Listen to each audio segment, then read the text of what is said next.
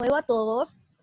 Les recuerdo que mañana ustedes tienen la evaluación conmigo, ya que va a ser de 3 a 5, que es la fecha de evaluación de lenguaje.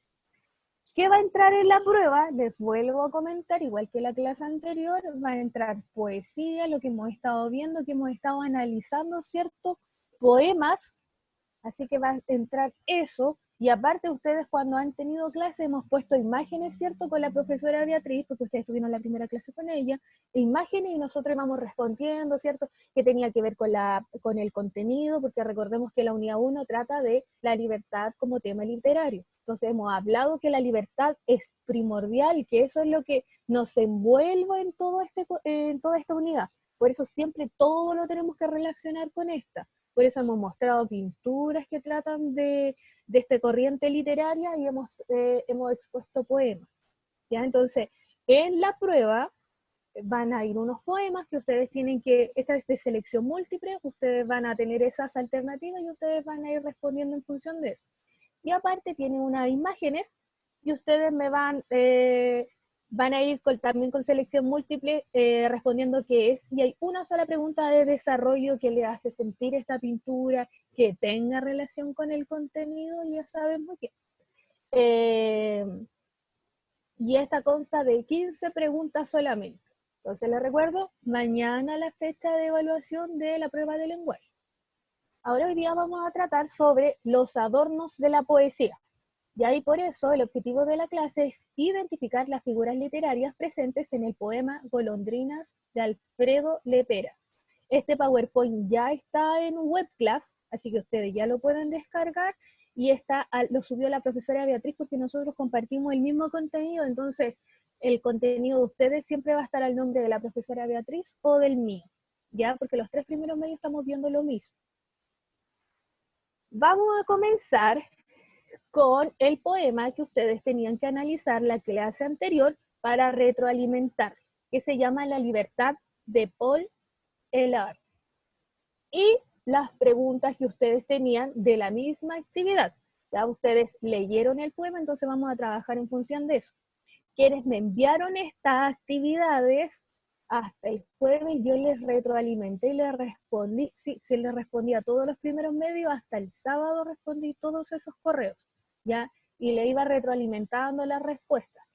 Y entonces voy a leer 3 estrofas del poema para que vamos analizando. Dice: en mis cuadernos escolares, en mi pupitre y en los árboles, en la arena y en la nieve, escribo tu nombre.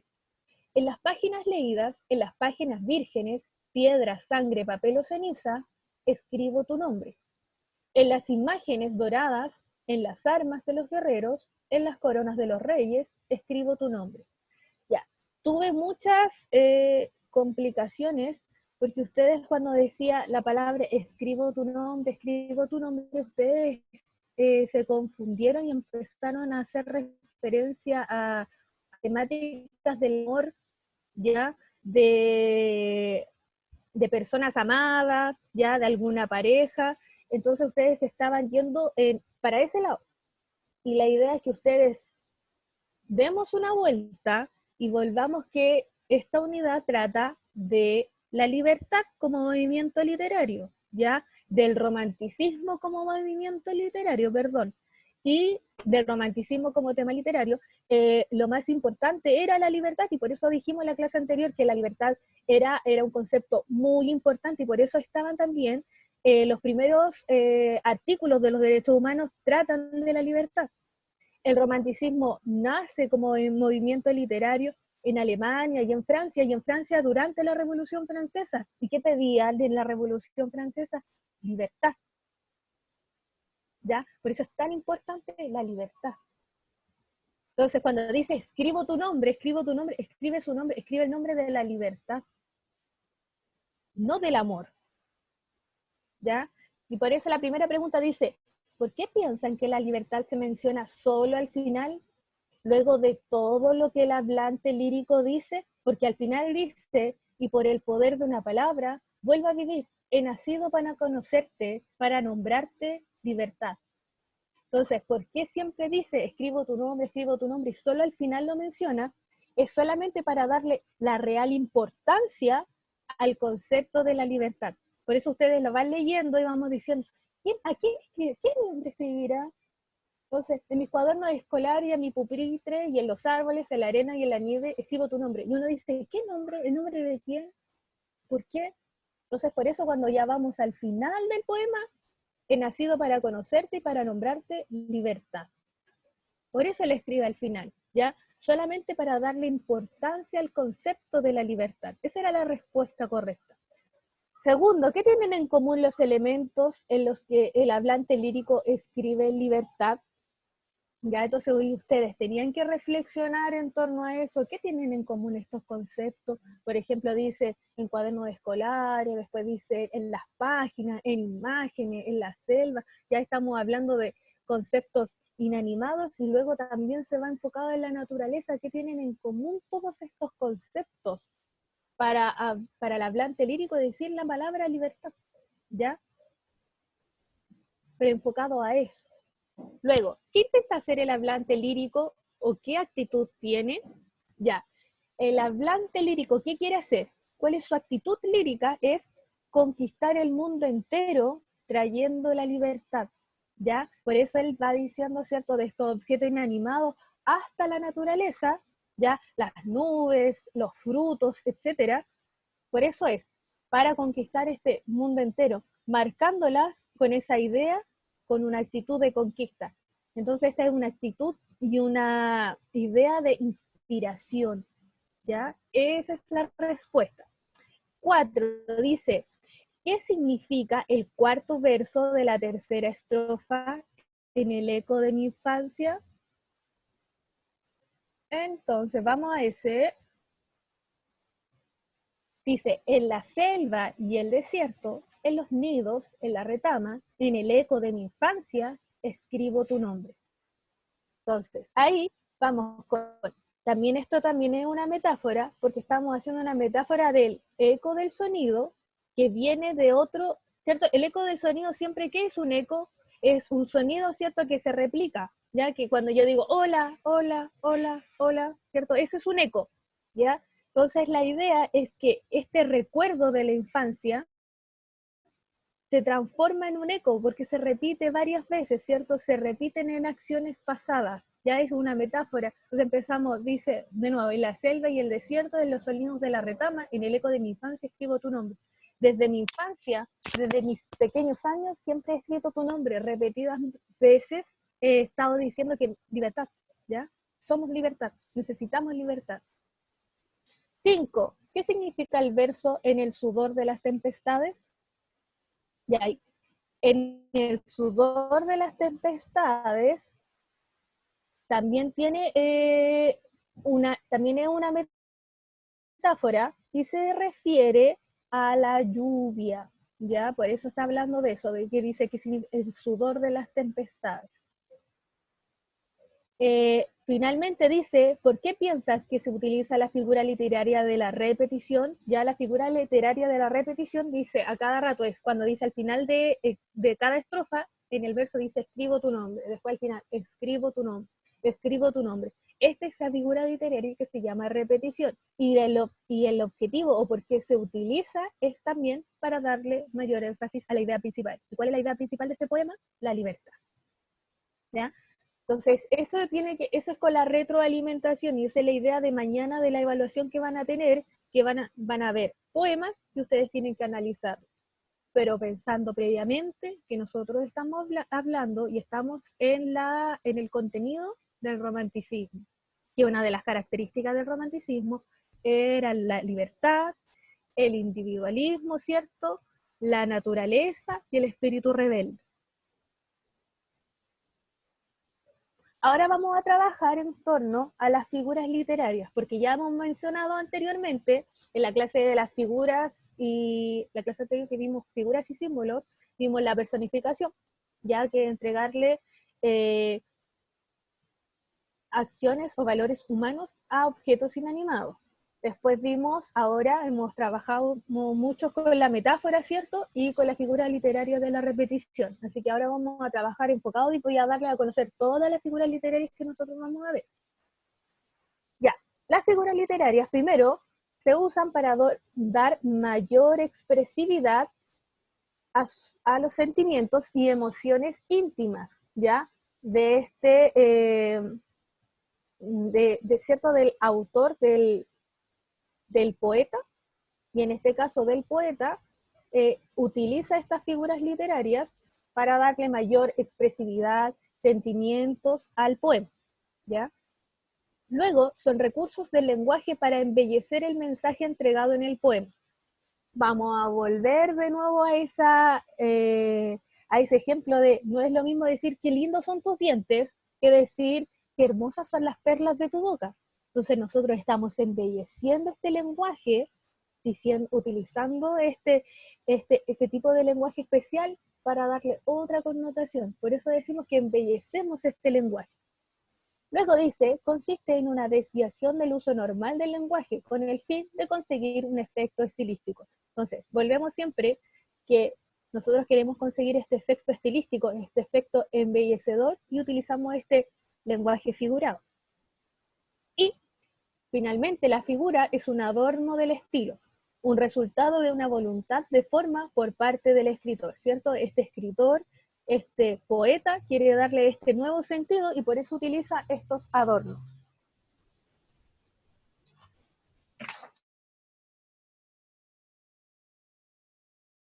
Dividen en tres, ¿ya? Disculpen que se me está descargando el notebook.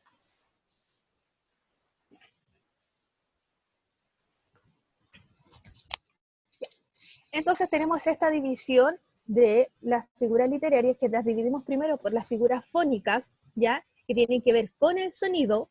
Después tenemos las figuras morfosintácticas, ya que tienen que ver con la oración, este orden de la oración. Y las figuras semánticas, que tienen que ver con el significado de estas palabras. Vamos a empezar con las figuras fónicas. Aquí dice, son aquellas que juegan con los sonidos de las palabras y van dirigidas a calidad. Eso tienen que tenerlo muy claro, chiquillos, que la idea es que el poema está hecho para que ustedes lo reciten, lo digan en voz alta, para que ustedes comprendan la musicalidad que tiene. Por eso no lo entendemos cuando lo leemos en voz baja. Esa es la importancia de que se lea en voz alta. Entonces aquí tenemos en estas figuras literarias la aliteración, ¿ya? Que es la repetición de varios fonemas, es decir, son sonidos de letras. Y entonces aquí, por ejemplo, tenemos uno de Miguel Hernández que dice: a las aladas almas de las rosas, del almendro de nata te quiero. Entonces, tienen ¿cierto? Se nota esta musicalidad. Entonces, y ahí repite reiteradamente estos fonemas, y que en este caso sería la letra A. Segunda, tenemos la anáfora, que es la repetición intencionada de una o más palabras al comienzo del verso. Generalmente son consecutivas. Y aquí tenemos un ejemplo, un poema de Garcilaso de la Vega, que dice: salid fuera sin duelo, salid sin duelo, lágrimas corriendo. Entonces tenemos ahí la repetición de la palabra salir, ¿ya? Entonces si nosotros estamos leyendo todo el rato este poema y se dice: salid fuera sin duelo, lágrimas corriendo, salid, ¿ya? Y finalmente tenemos la paromasia, que consiste en emplear palabras con sonidos similares, pero de distinto significado. Y ahí tenemos un ejemplo de Octavio Paz que dice: el erizo se eriza y se riza de risa. Entonces ahí se entiende la musicalidad que tienen estas figuras literarias. Luego tenemos esta, que vamos a ver solo esta una, que se llama polisíndeton, que tiene que ver con las figuras morfosuprimir o repetir palabras, o al alterar el orden de las palabras de la oración. Entonces, si utilizamos mucho la repetición de una palabra, o quitamos esta palabra, que tiene que ver con el orden, es una figura morfosintáctica. Y el polisíndeton consiste en la utilización reiterada de conjunciones, ¿ya? Innecesarias dentro de la oración. Tiene la función de dotar de mayor intensidad la expresión.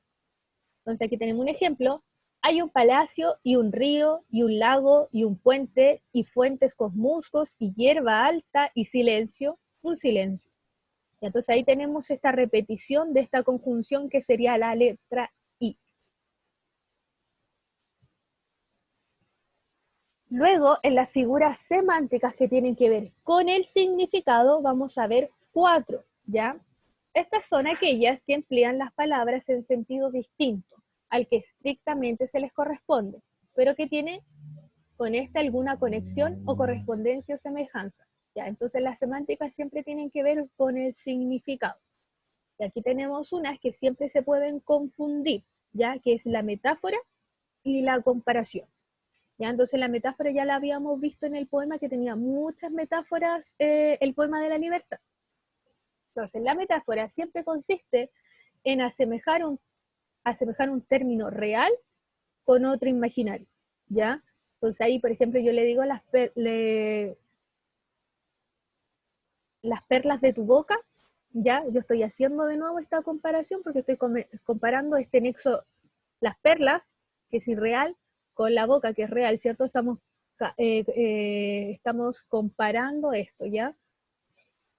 Y aquí tenemos un ejemplo que dice, sus cabellos son oro, su frente campos elíseos, y sus cejas arcos de cielo. ¿Ya? Entonces siempre estamos comparando, ¿cierto? Sus cabellos son oro, ¿ya? El cabello con el color amarillo, ahí lo está comparando con el cabello un color amarillo, entonces le dice que son oro, ¿ya? Ahora, la comparación también es, en realidad es casi lo mismo, también asemejamos un término real con otro imaginario, pero la única gran diferencia con la comparación es que siempre tiene que tener un nexo comparativo. Entonces aquí dice, por ejemplo, unos cuerpos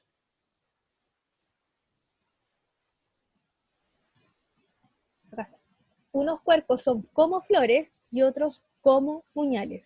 ¿Ya? Entonces, también estamos haciendo esta semejanza, esta comparación con otra, pero utilizamos este nexo comparativo, utilizamos el como. O se puede utilizar el tal como, el más que o menos que. Entonces, si yo dijera las perlas de tu boca, que dijimos que era una metáfora, pero si yo dijera que las perlas son como los dientes de tu boca, ya sería una comparación. Esa es la única diferencia. Luego tenemos la personificación, ya que la habíamos visto, que es atribuir cualidades o acciones propias de seres humanos a animales, objetos o ideas abstractas.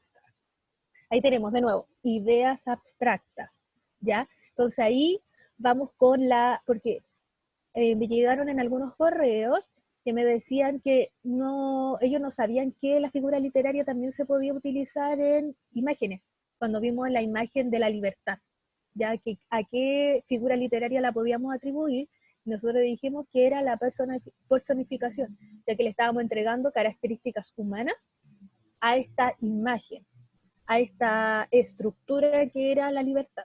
Ya por eso es una personificación. Y claro, ahí estamos diciendo que se le puede atribuir a animales, objetos o ideas abstractas. Y ahí tenemos un ejemplo, las estrellas nos miraban mientras la ciudad sonreía. Ya entonces las estrellas, cierto que no miran, y las ciudades no sonríen.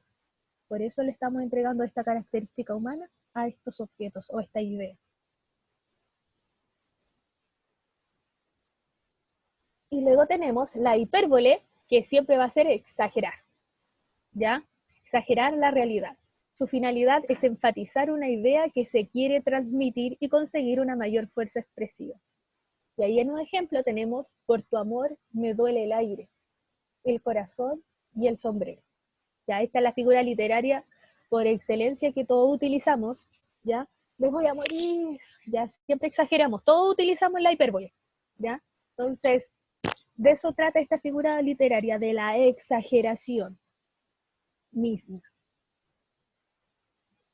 Ya, como actividad central, nosotros vamos a leer el poema Golondrinas de Alfredo Lepera, ¿ya? Y este tiene 3 estrofas, ¿cierto? Entonces la idea es que ustedes, ¿ya? Van a leer la primera estrofa y me van a identificar qué figura literaria tiene presente. Identifiquen al menos una por estrofa, ¿ya?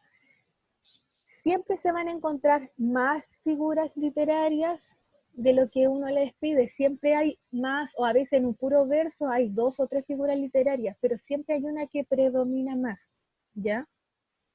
Entonces, aquí la idea es que ustedes leemos el primer verso que dice golondrinas de un solo verano, ¿ya? Entonces ahí dice golondrinas de un solo verano, con ansias constantes de cielos lejanos, alma criolla, errante y viajera.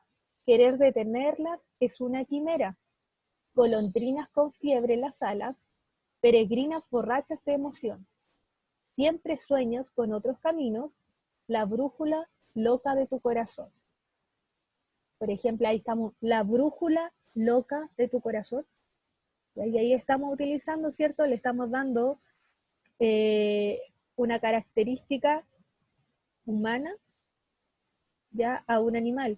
También se está haciendo una metáfora, porque estamos, ¿cierto? Estamos comparando, estamos haciendo esta comparación de la brújula con el corazón. Y ahí se ve, ustedes se dan, o también podemos decir que es una hipérbole, porque estamos exagerando, ¿cierto? Entonces esa es la idea de que ustedes identifiquen cuál es la que predomina, la pongan ahí y me digan con qué objetivo el autor está diciendo esto, con qué objetivo utilizamos la hipérbole, por qué la utilizó, ¿ya? ¿Cuál es con qué énfasis, cuál es el énfasis que le quiere dar el autor? Y aquí eso lo van a hacer con cada verso. Y para finalizar, van a hacer un análisis de este poema, que es lo que hemos estado trabajando, y van a responder las siguientes preguntas. ¿Qué elementos del romanticismo se observan en este poema? Elige versos que evidencien eso. O sea, ustedes eligen un verso, ¿cierto? Una línea, y me dicen qué elementos del romanticismo se pueden identificar. Por ejemplo, el ave, las aves, ¿qué significan siempre, siempre? Las aves siempre son libertad, ¿cierto? Son libres, pueden volar por donde quieran, por eso se utilizan mucho.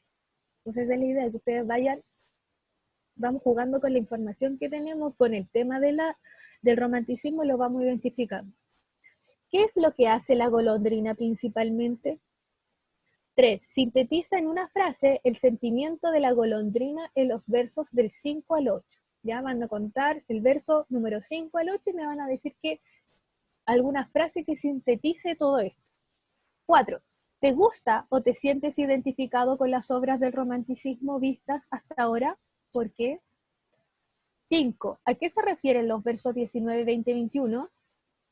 6. ¿Cuál es el destino que deben cumplir las golondrinas? Y 7. ¿Quién es el hablante lírico y cuántos participantes se tienen en este poema? ¿Ya? Eso en cuanto a la clase. Les recuerdo que también, para que quede grabadito, que el lunes 25 se hace entrega de el laptop y ustedes tienen que crear, ¿cierto?, este material y grabarse en un video de al menos 5 minutos donde me expliquen el laptop, ¿ya? Y eso se hace el lunes 25 se hace entrega. Si ustedes quieren entregarlo antes, también puede ser.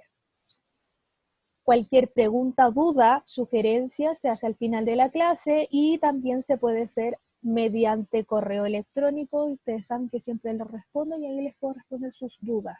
Por eso era la idea que ustedes me enviaran este borrador para que retroalimentáramos la información antes de. Chiquillos, hasta ahí la clase número 3.